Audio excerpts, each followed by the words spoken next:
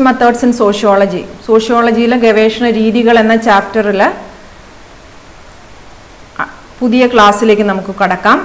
നമ്മൾ സർവേയെക്കുറിച്ച് പഠിച്ചിരുന്നു. എന്താണ് സർവേ എന്നൊരു ഇൻട്രൊഡക്ഷൻ ആയിരുന്നു ലാസ്റ്റ് ക്ലാസ്സിൽ നമ്മൾ നടത്തിയിരുന്നത്. എന്താണ് സർവേ എന്നും സർവേ നടത്താൻ ഒരു വലിയ ടീം വേണമെന്നും ഒക്കെയുള്ള കാര്യങ്ങൾ പറഞ്ഞുകൊണ്ട് നമ്മൾ ആ ക്ലാസ് നിർത്തി.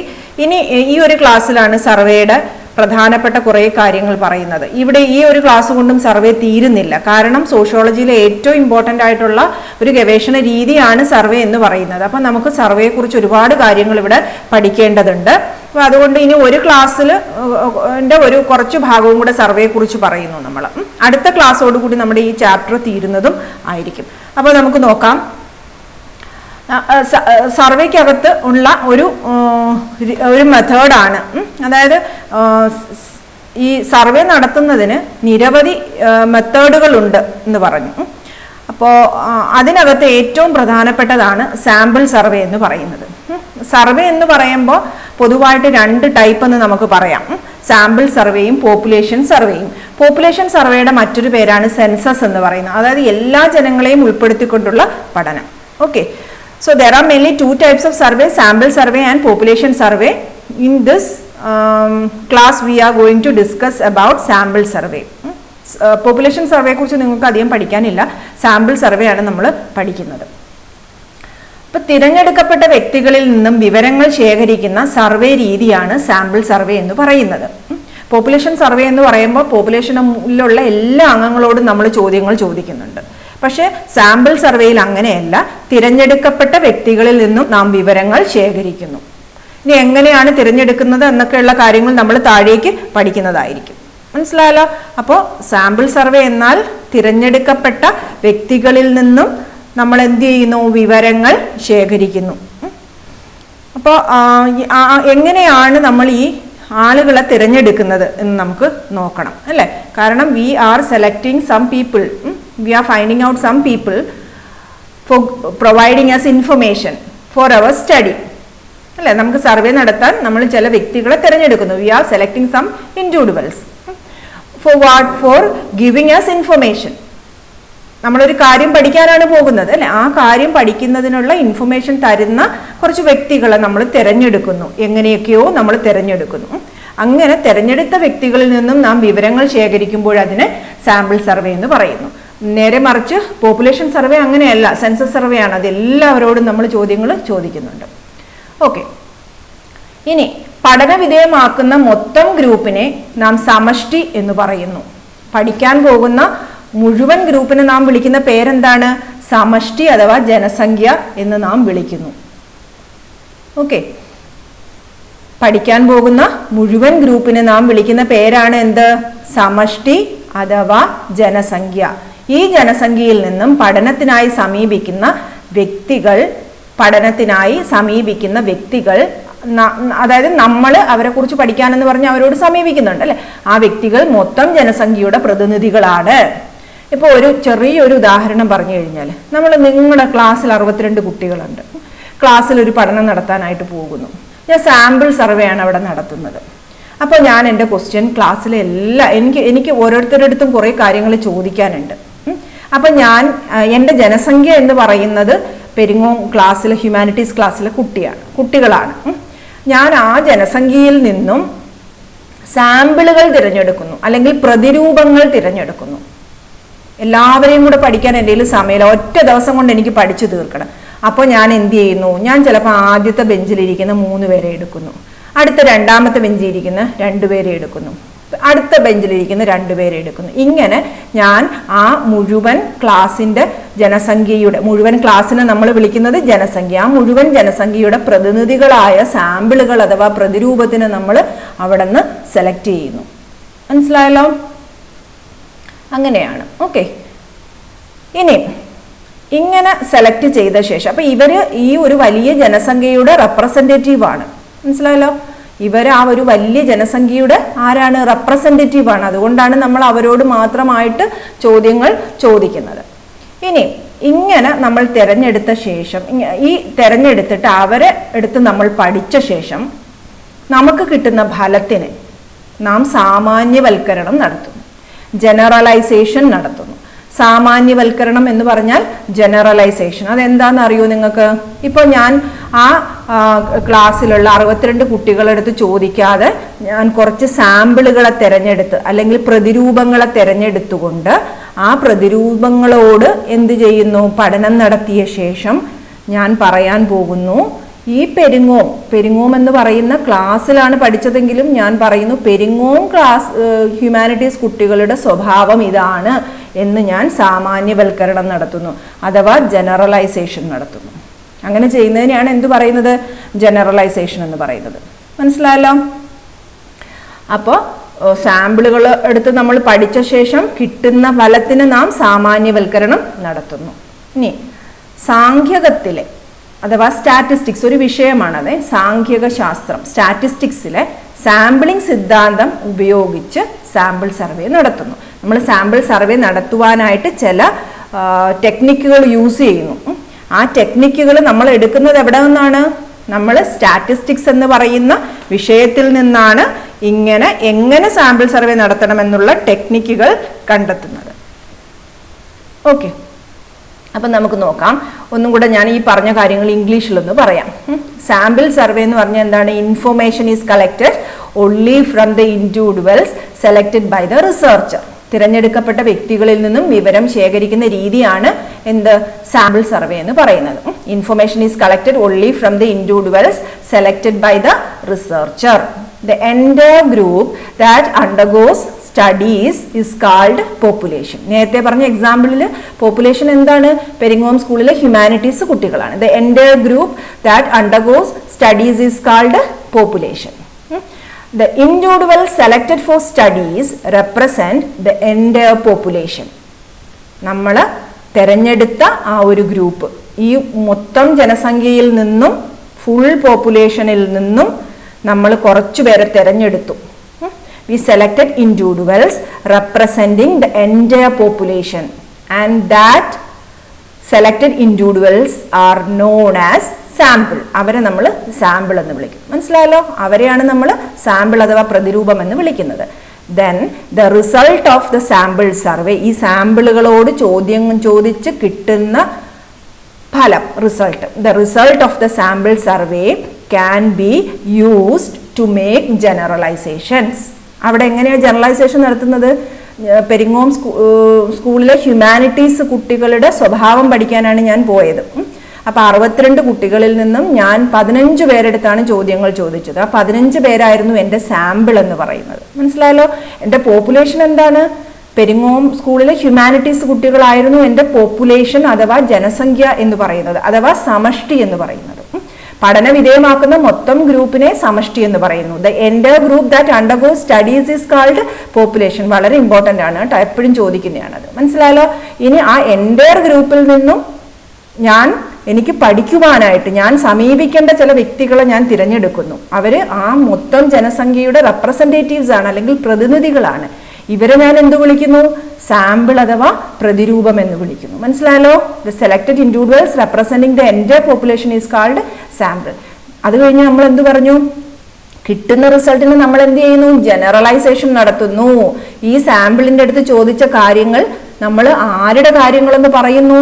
പെരിങ്ങോം സ്കൂളിലെ ഹ്യൂമാനിറ്റീസ് കുട്ടികളുടെ കാര്യമെന്ന് പറയുന്നു. അതിനെയാണ് സാമാന്യവൽക്കരണം അഥവാ ജനറലൈസേഷൻ എന്ന് പറയുന്നത്. ഓക്കെ, ഇവിടെ എവിടെയെങ്കിലും സംശയം ഉണ്ടെങ്കിൽ ടീച്ചറിനോട് എല്ലാവരും ചോദിക്കാം വീണ്ടും. ഓക്കെ, ഇനി സാംഖ്യികത്തിലെ അല്ലെങ്കിൽ സ്റ്റാറ്റിസ്റ്റിക്സ് എന്ന് പറയുന്ന വിഷയത്തിലെ സാമ്പിളിംഗ് സിദ്ധാന്തം ഉപയോഗിച്ചാണ് സാമ്പിൾ സർവേ നടത്തുന്നത്. For conducting sample survey we use sampling theory from statistics. മനസ്സിലായല്ലോ? For conducting sample survey we use the sampling theory from statistics. സാംഖ്യികം എന്ന് പറയുന്ന വിഷയത്തിലെ സാമ്പിളിംഗ് സിദ്ധാന്തം ഉപയോഗിച്ചാണ് നമ്മൾ സാമ്പിൾ സർവേ നടത്തുന്നത്.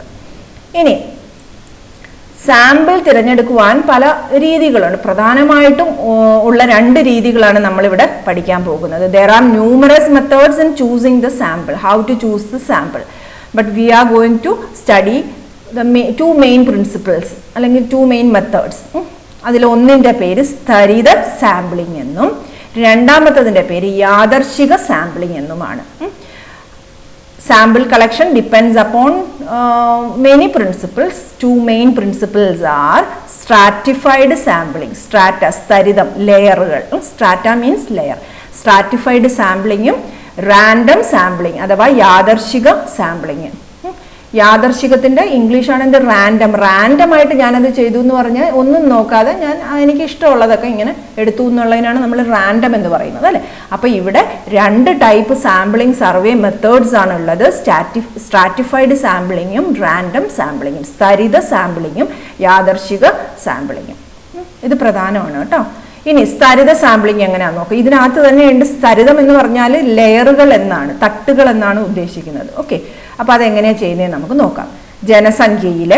ജനസംഖ്യ എന്ന് പറയുമ്പം നമ്മളെ പെരിങ്ങോം ഹ്യൂമാനിറ്റീസ് ക്ലാസ്സിലെ കുട്ടികൾ മുഴുവൻ ജനസംഖ്യയിലെ പ്രധാനപ്പെട്ട എല്ലാ വിഭാഗങ്ങളെയും പ്രതിനിധീകരിക്കുന്ന സാമ്പിൾ ഉപയോഗിച്ച് പഠിക്കുന്ന രീതിയാണിത്. ജനസംഖ്യയിലെ പ്രധാനപ്പെട്ട എല്ലാ വിഭാഗങ്ങളെയും പ്രതിനിധീകരിക്കുന്ന സാമ്പിൾ ഉപയോഗിച്ച് പഠിക്കുന്ന രീതിയാണ്. സാമ്പിൾ എടുക്കേണ്ട ജനങ്ങളെ ആരെക്കുറിച്ചാണോ നമുക്ക്, ഏത് ജനങ്ങളെ കുറിച്ചാണോ നമുക്ക് പഠിക്കേണ്ടത്, നമ്മുടെ ജനസംഖ്യ എന്ത് ചെയ്യുന്നു, നമ്മൾ ജാതി, മതം, ലിംഗം, വയസ്സ് എന്നിവ നോക്കി പല തട്ടുകളായിട്ട് തിരിക്കുന്നു. ഇപ്പോൾ പെരിങ്ങോം സ്കൂളിലേക്ക് പഠിക്കാൻ വരുന്നു.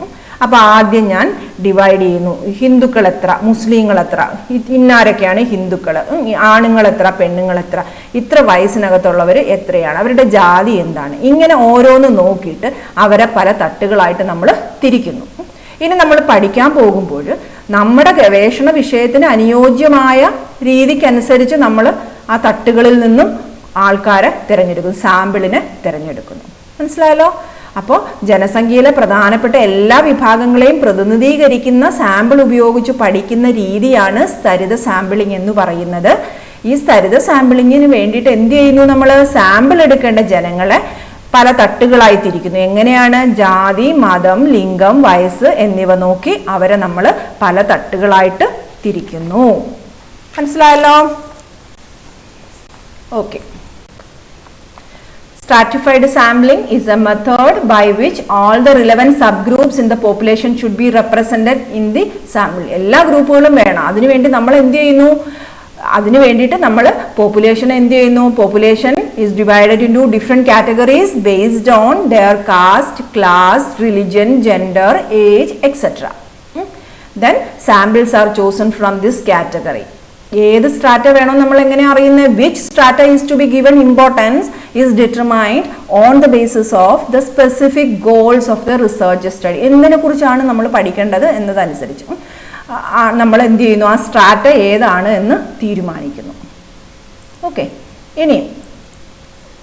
ഇനി ഏത് തട്ടാണ് ഗവേഷണത്തിൽ ആവശ്യമെന്ന് നോക്കുന്നത് ആരാണ്? ഗവേഷകരാണ്. ഉദാഹരണത്തിന് മതത്തെക്കുറിച്ചുള്ള മനോഭാവം പഠിക്കാനാണെങ്കിൽ ഞാനവിടെ തിരിച്ചു വെച്ചിട്ടുണ്ട്, ഹിന്ദുക്കൾ ഇത്ര, മുസ്ലിങ്ങൾ ഇത്ര. അപ്പൊ ഹിന്ദുക്കളെ മാത്രം എടുത്താൽ മതിയോ? പോരാ. അപ്പൊ എനിക്ക് എന്ത് വേണം? ഞാൻ എല്ലാ ജാതിക്കാരെയും തിരഞ്ഞെടുക്കേണ്ടതുണ്ട്. മനസ്സിലായല്ലോ? അപ്പൊ എൻ്റെ വിഷയത്തിനനുസരിച്ച് ഗവേഷണത്തിന് എന്താണോ ആവശ്യം എന്നുള്ളത് നോക്കേണ്ടത് ഗവേഷകരാണ്.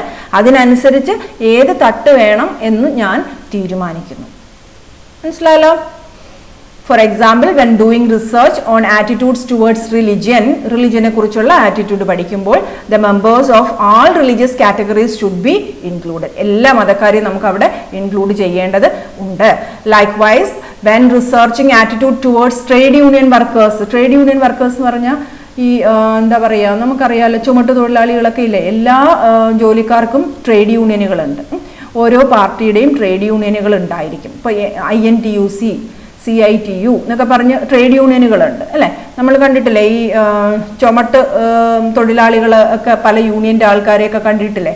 അപ്പോൾ അങ്ങനെയുള്ള ആൾക്കാരെ കുറിച്ച് നമ്മൾ പഠിക്കാൻ പോകുമ്പോൾ, അല്ലെങ്കിൽ ആ ട്രേഡ് യൂണിയനുകളുടെ പ്രവർത്തനങ്ങളെ കുറിച്ച് നമ്മൾ പഠിക്കാൻ പോകുമ്പോൾ, ട്രേഡ് യൂണിയൻ എന്ന് പറയുമ്പം കമ്പനികളിലൊക്കെയാണ്, വലിയ ഫാക്ടറികളിലൊക്കെയാണ് ട്രേഡ് യൂണിയൻസ് ഉള്ളത്. അപ്പോൾ അവിടുത്തെ ജോലിക്കാരുടെ അടുത്ത് ചോദിക്കണം, മാനേജർമാർ വേണം, വലിയ കമ്പനി മുതലാളികളുമൊക്കെ ട്രേഡ് യൂണിയനെ കുറിച്ചുള്ള മനോഭാവത്തിനെ കുറിച്ച് ചോദിക്കുമ്പോൾ അവരെയൊക്കെ ഉൾപ്പെടുത്തേണ്ടതുണ്ട്, അല്ലേ? അപ്പം സ്ട്രാറ്റയിൽ ഏത് തിരഞ്ഞെടുക്കണമെന്ന് തീരുമാനിക്കുന്നത് ആരാണ്? ഗവേഷകനായിരിക്കും. മനസ്സിലായല്ലോ? അപ്പോൾ അത് കഴിഞ്ഞു. ഏതായിരുന്നു? സ്ട്രാറ്റിഫൈഡ് സാമ്പിളിങ് കഴിഞ്ഞു. അത് സിമ്പിളാണ്.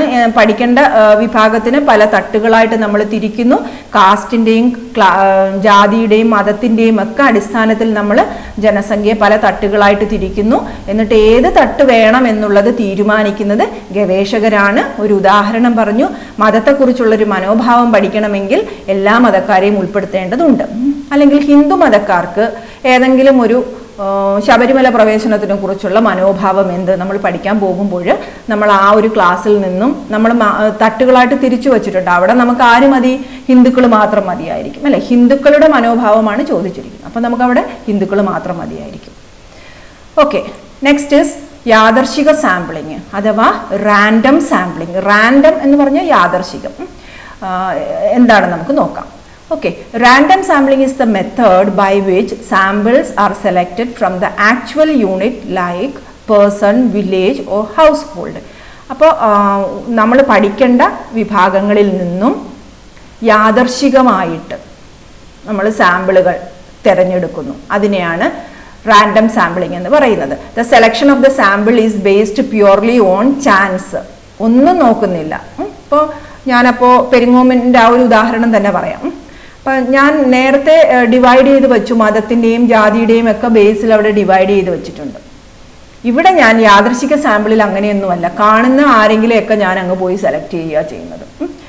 സാധ്യതയുടെ അടിസ്ഥാനത്തിൽ എനിക്കപ്പം തോന്നുന്ന കുറച്ച് ആൾക്കാരെ എടുത്ത് ഞാൻ പഠനം നടത്തുന്നു.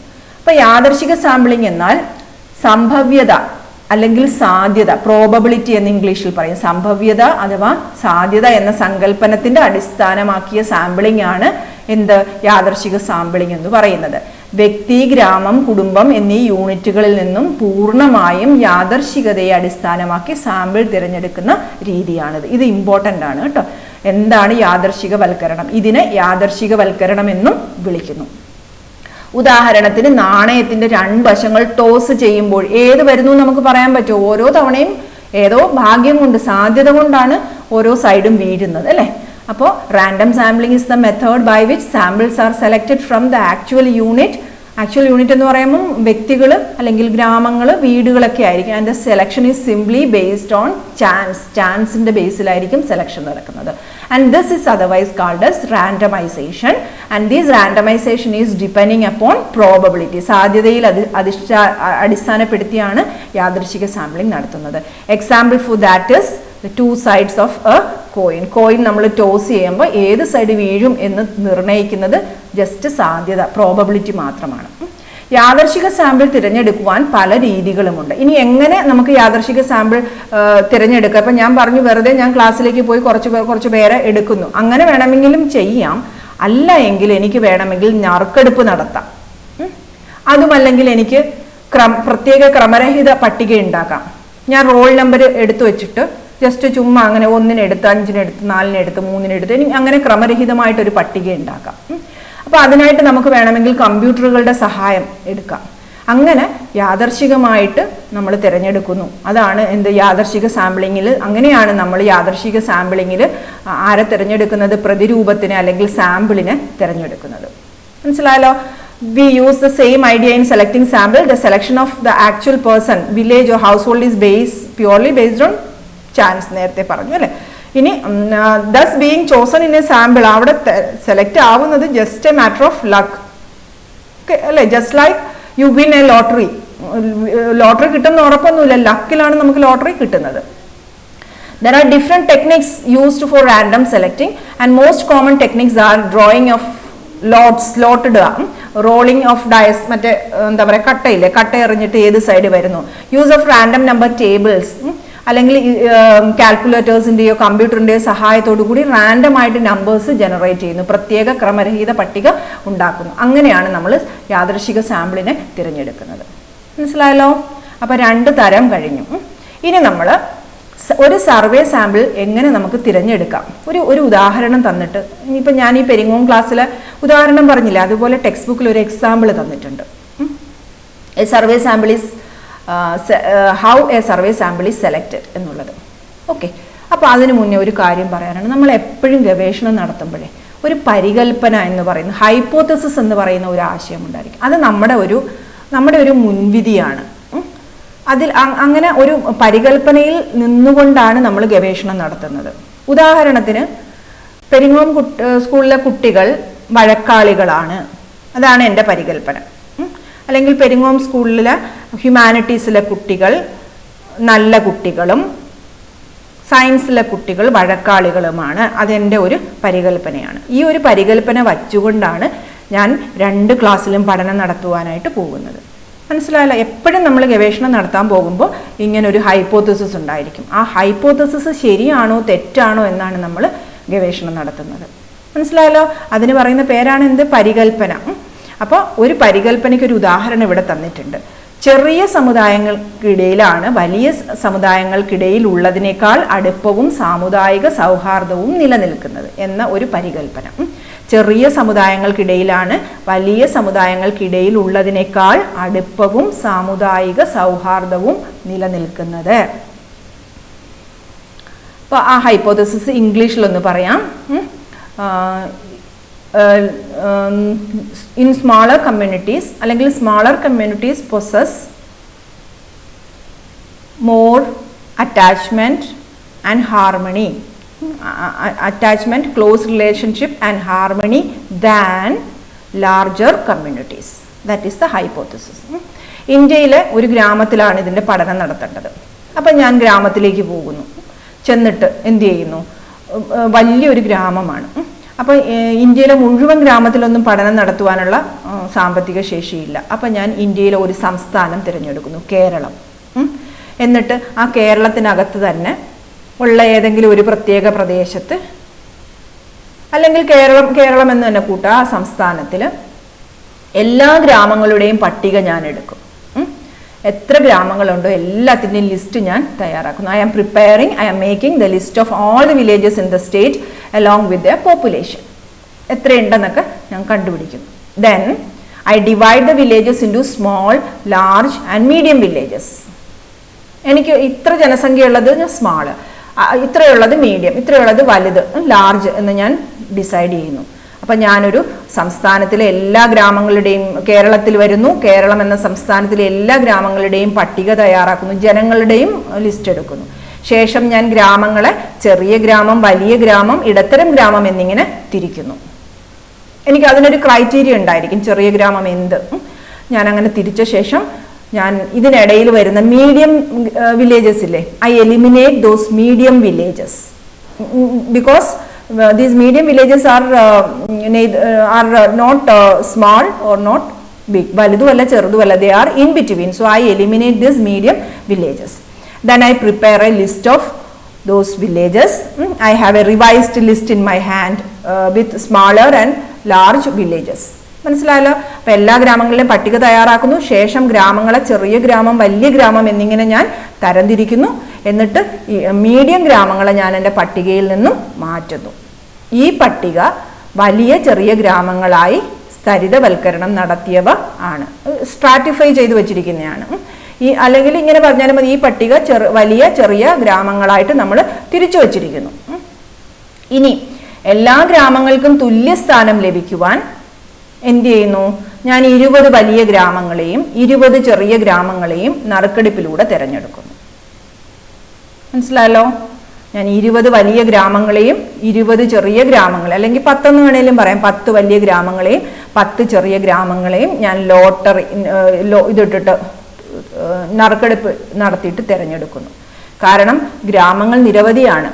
എനിക്ക് ഒരു 65 വലിയ ഗ്രാമങ്ങളും ഒരു 85 ചെറിയ ഗ്രാമങ്ങളും കിട്ടിയിട്ടുണ്ട്. അപ്പോൾ എല്ലാവരെയും എനിക്ക് പഠിക്കുവാൻ വേണ്ട. അപ്പം ഞാൻ എന്ത് ചെയ്യുന്നു? 20 വലിയ ഗ്രാമവും 20 ചെറിയ ഗ്രാമവും നറുക്കെടുപ്പിലൂടെ തിരഞ്ഞെടുക്കുന്നു. I select 20 small and 20 large villages from the state using lottery method. Okay, drawing lots. Then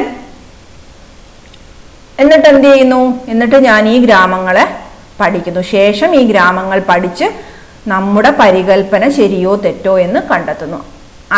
actually I have A hypothesis. ചെറിയ ഗ്രാമങ്ങൾക്കിടയിലാണ് വലിയ സമുദായങ്ങൾക്കിടയിൽ ഉള്ളതിനേക്കാൾ കൂടുതൽ അടുപ്പം എന്നുള്ള എൻ്റെ ഹൈപ്പോത്തസിസ് ഉണ്ട് അല്ലേ. Smaller communities have more harmony and close relationship than larger communities എന്ന എൻ്റെ ഹൈപ്പോത്തിസിസിനെ, എൻ്റെ പരികൽപ്പനയെ ശരിയാണോ തെറ്റാണോ എന്ന് ഞാൻ മനസ്സിലാക്കുന്നു. ഓക്കെ, ശേഷം ലഭിക്കുന്ന ഫലം നാം സാമാന്യവൽക്കരണം നടത്തുന്നു. എന്നിട്ട് ഞാൻ എങ്ങനെയാണ് സാമാന്യവൽക്കരണം നടത്തുന്നത്? കേരളത്തിലെ ചെറിയ ഗ്രാമങ്ങൾക്കാണ് വലിയ ഗ്രാമങ്ങളെക്കാൾ കൂടുതൽ സൗഹാർദ്ദപരമായ അന്തരീക്ഷമുള്ളതെന്ന് ഞാൻ സാമാന്യവൽക്കരണം നടത്തുന്നു, ജനറലൈസേഷൻ നടത്തുന്നു. മനസ്സിലായല്ലോ? അതാണ് generalisation. The result obtained from the study is used for generalizing the entire population. Entire population generalize ചെയ്യാനായിട്ട് ഞാനത് യൂസ് ചെയ്യുന്നു. ഓക്കെ, ദെൻ സാമ്പിളിൻ്റെ സവിശേഷതകൾക്ക് ജനസംഖ്യയുടെ സവിശേഷതയുമായി സാമ്യവും ചെറിയ വ്യത്യാസവും ഉണ്ടായിരിക്കാം. സാമ്പിൾ എന്ന് പറയുമ്പം ഞാൻ തിരഞ്ഞെടുത്ത ആ 20 വില്ലേജ് സാമ്പിൾ, ആ 20 വില്ലേജുകൾക്കും നമ്മുടെ ജനസംഖ്യയുടെ, കേരളം എന്ന വലിയ ജനസംഖ്യയുമായിട്ട് സാമ്യം ഒരുപാടുണ്ട്, പക്ഷെ ചെറിയ വ്യത്യാസങ്ങളുമൊക്കെ ഉണ്ടായിരിക്കും. ഇങ്ങനെ ഉണ്ടാകുന്ന ചെറിയ വ്യത്യാസങ്ങളെ പിഴവിലൂടെ വരുന്ന വ്യത്യാസങ്ങൾ അഥവാ സാമ്പിളിംഗ് എറർ അല്ലെങ്കിൽ പ്രതിരൂപ പിശക് എന്ന് പറയുന്നു. നമ്മൾ സാമ്പിളിംഗ് നടത്തി ഒരു പഠനം നടത്തുമ്പോൾ ചെറിയ വ്യത്യാസങ്ങൾ ആ പഠനത്തിൽ ഉണ്ടാകാം. ആ ചെറിയ വ്യത്യാസങ്ങളെയാണ് നമ്മൾ എന്തു പറയുന്നത്? Sampling error or margin of error എന്ന് പറയുന്നു. മനസ്സിലായല്ലോ? there may be small differences and this is known as margin of error or sampling error. സർവേ പ്രസിദ്ധീകരിക്കുമ്പോൾ സാമ്പിളിന്റെ വലിപ്പവും സാമ്പിളിംഗ് പിശകും നാം എഴുതി വെക്കേണ്ടതുണ്ട്. After conducting the study we have to publish it and when we publish that result we have to write down the size of the sample. എത്ര വലിയ സാമ്പിളാണ് നമ്മൾ എടുത്തത് and what is the margin of error, എന്താണ് നമ്മുടെ sampling error എന്നൊക്കെ നമ്മൾ എന്ത് ചെയ്യണം? അവിടെ റൈറ്റ് ഡൗൺ ചെയ്യണം, എഴുതി വെക്കേണ്ടത് അത്യാവശ്യമാണ്. ഇനി സാമ്പിളിങ്ങിൻ്റെ ഗുണങ്ങളും ദോഷങ്ങളുമാണ് നമ്മൾ പഠിക്കുന്നത്. അപ്പോൾ ഇപ്പോൾ നമ്മൾ ഗുണങ്ങൾ മാത്രമാണ് ഇവിടെ നോക്കാൻ പോകുന്നത്. എന്താണ് ഗുണം എന്ന് പറയുന്നത്? സമയം വളരെ കുറച്ചു മതി, ഇവിടെ കുറവെന്നാക്കുക കേട്ടോ. സമയം കുറച്ചു മതി, ചെലവ് കുറവാണ്. സമയം കുറവ് മതി, കാരണം ഒരുപാട് ഗവേഷകരുണ്ട്. ക്വസ്റ്റ്യനെയർ കൊടുത്ത് നമ്മൾ വേഗം പഠനം നടത്താൻ സാധിക്കുന്നു. ചെലവും കുറവാണ്. വലിയ കാര്യങ്ങളാണ് പഠിക്കുന്നത്. അത് വെച്ച് നോക്കുമ്പോൾ സമയം നമുക്ക് കുറച്ച് മതിയായിരിക്കും. പങ്കാളിത്ത നിരീക്ഷണത്തിനെ അപേക്ഷിച്ച് നമുക്കിവിടെ സമയം വളരെ കുറവ് മതി. കാരണം വലിയ സമുദായത്തിനെ കുറിച്ച് പഠിക്കാൻ പറ്റും, ടീം അംഗങ്ങൾ ഒരുപാടുണ്ട്, അപ്പം സമയം കുറച്ച് മതി. ചെലവും അതുപോലെ ഒരുപാട് നീണ്ട പഠനമാകുമ്പോൾ ചെലവ് കൂടും അല്ലേ? പെട്ടെന്ന് പഠനം നടത്തുമ്പോൾ ചെലവ് കുറയുന്നു. സാമ്പിളുകൾ വലുതായാൽ ജനസംഖ്യയുടെ പ്രതിനിധീകരിക്കാനുള്ള സാധ്യതയും കൂടും. എത്രയും വലിയ സാമ്പിളാണോ അത്രയും ആപ്റ്റ് ആയിരിക്കും നമ്മുടെ റിസൾട്ട് എന്ന് പറയുന്നത്. അതാണ് സാമ്പിൾ സർവേയുടെ ഒരു മെച്ചം എന്ന് പറയുന്നത്, അല്ലെങ്കിൽ സർവേയുടെ ഒരു മെച്ചം എന്ന് പറയുന്നത് അതാണ്. എത്ര വലിയ സാമ്പിളാണോ അത്രയും നല്ല ഒരു റിസൾട്ട് ആയിരിക്കും. വലിയ സമഗ്ര അന്വേഷണം നടത്തുവാനായിട്ട് സാധിക്കുന്നു. വലിയ സമൂഹങ്ങൾ, ലാർജ് സൊസൈറ്റിയെ കുറിച്ച് പഠിക്കുവാനായിട്ടാണ് നമുക്ക് ഈ ഒരു മെത്തേഡ് യൂസ് ചെയ്യാൻ പറ്റുന്നത്. ഓക്കെ, അതുപോലെ തന്നെ when census is not possible we can make use of this sample survey. വലിയ സമൂഹങ്ങളെക്കുറിച്ച് പഠിക്കുവാൻ സാധിക്കുന്നു. അതുപോലെ കാനേഷുമാരി അല്ലെങ്കിൽ സെൻസസ് സാധ്യമല്ലെങ്കിൽ സാമ്പിൾ സർവേ ഉപയോഗിച്ച് വലിയ സമൂഹത്തെക്കുറിച്ച് പഠിച്ച് ജനറലൈസ് ചെയ്യുവാനായിട്ട് സാധിക്കുന്നു. If the study is not possible to conduct using a census method, then we can use sample survey method and we can generalize the result എന്നുള്ളതാണ്. ഓക്കെ, അപ്പം അത്രയുമാണ് എന്ത് ഇതിൻ്റെ മെരിറ്റുകൾ എന്ന് പറയുന്നത്. 5 സമയം കുറവാണ്, കുറവല്ല, സമയം കുറവ്, ചെലവ് കുറവ്, സാമ്പിളുകൾ വലുതായാൽ ജനസംഖ്യയുടെ പ്രതിനിധീകരിക്കുവാനുള്ള സാധ്യത കൂടുന്നു, വലിയ സമഗ്ര അന്വേഷണം നടത്താൻ സാധിക്കുന്നു, വലിയ സമൂഹങ്ങളെക്കുറിച്ച് പഠിക്കാം. സെൻസസ് നടത്താൻ പറ്റിയില്ലെങ്കിൽ നമുക്ക് എന്ത് ചെയ്യാം? സാമ്പിൾ സർവേ നടത്തിയിട്ട് സാമാന്യവൽക്കരണം നടത്തുവാൻ സാധിക്കുന്നു എന്നുള്ളതാണ്. ഓക്കെ, ഇനി ഇത് നമ്മുടെ ബോക്സിനകത്ത് കിടക്കുന്നതാണ്. The census and the national Sample survey organisation. നമ്മൾ ഒരു സർവേ മെത്തേഡാണ് സെൻസസ് എന്ന് പറയുന്നത്. ഞാൻ നേരത്തെ പറഞ്ഞു 2 തരം സർവേ ആണുള്ളത്, സാമ്പിൾ സർവേയും പോപ്പുലേഷൻ സർവേയും. സെൻസസ് എന്ന് പറയുന്നത് ഒരു പോപ്പുലേഷൻ സർവേ ആണ്. ഈ പോപ്പുലേഷൻ സർവേയിൽ എല്ലാ അംഗങ്ങളെയും ഉൾപ്പെടുത്തിക്കൊണ്ടാണ് നമ്മൾ സ്റ്റഡി നടത്തുന്നത്. Population census is conducted in India once in every 10 years. 10 വർഷം കൂടുമ്പോഴാണ് നമ്മൾ എന്ത് നടത്തുന്നത്? സെൻസസ് നടത്തുന്നത്. അപ്പോൾ വേറെ ഒരു രാജ്യവും ഇന്ത്യയെ പോലെ ഇത്ര സിസ്റ്റമാറ്റിക് ആയിട്ട് എന്ത് നടത്തുന്നില്ല? സെൻസസ് നടത്തുന്നില്ല.